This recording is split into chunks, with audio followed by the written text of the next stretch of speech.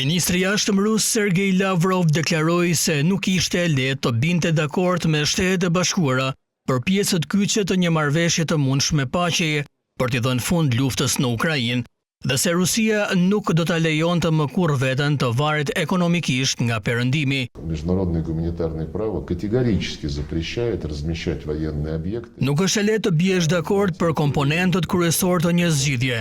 Ato po diskutohen, tha ministri i Jashtëm rus Sergej Lavrov në një intervistë me gazetën Kommersant, kur u pyet nëse Moska dhe Washingtoni kishin dakordsi për disa aspekte të një marrëveshje të mundshme paqeje. На том объекте, который был Ne jemi të vetëdijshëm se si duket një marrëveshje me përfitim reciprok, të cilën nuk e kemi refuzuar kurrë, dhe se si duket një marrëveshje që mund të na çojë në një kurth tjetër, tha Lavrov në intervistën e botuar këtë të martë. Kremlini tha të dielën se ishte shumë herët për të pritur rezultate nga rivendosja e marrëdhënieve më normale me Washingtonin.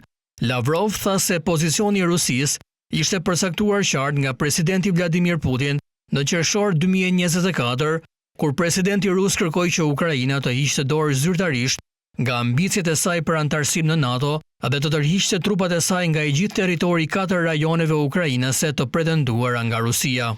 военнослужащие стран НАТО.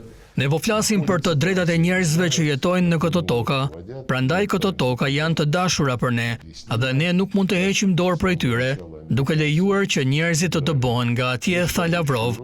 Rusia aktualisht kontrollon pak më pak se 1/5 e Ukrainës, duke përfshirë Krimen, të cilën Rusia e aneksoi në vitin 2014 dhe pjesë të 4 rajoneve të tjera lindore që Moska tani pretendon se janë pjesë e Rusisë, pretendim që nuk njihet nga pjesa më e madhe e vendeve perëndimore.